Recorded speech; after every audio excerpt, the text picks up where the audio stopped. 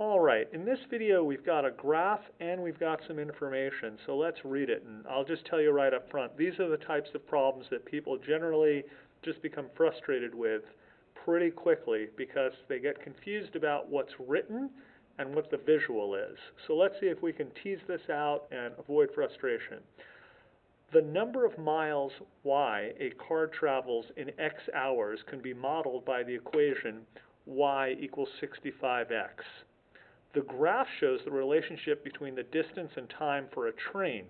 Which vehicle is traveling at a greater speed? And what I find students get frustrated with so quickly is the words deal with a car and the graph is dealing with a train. And what you need to see is this. The basic fact here is simply that for the car, y equals 65x, and it really helps if you just write it out. This way you can see what it is you are comparing. And now what we need to do is figure out what the train is. Well, where's the information for the train? It's right here on this graph.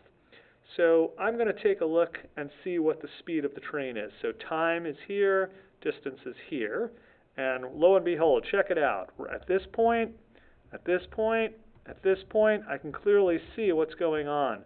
In 1 hour, the train is traveling 75 miles an hour. In 2 hours, it's traveling 150 miles. And I'll do one more. In 3 hours, it's traveling 225 miles. Well, what does that mean? That this graph of the train, y equals 75x. In other words, for every hour of time, the train is moving 75 miles in distance. And the question is, which vehicle is traveling at a greater speed? And of course, it is the train. All right.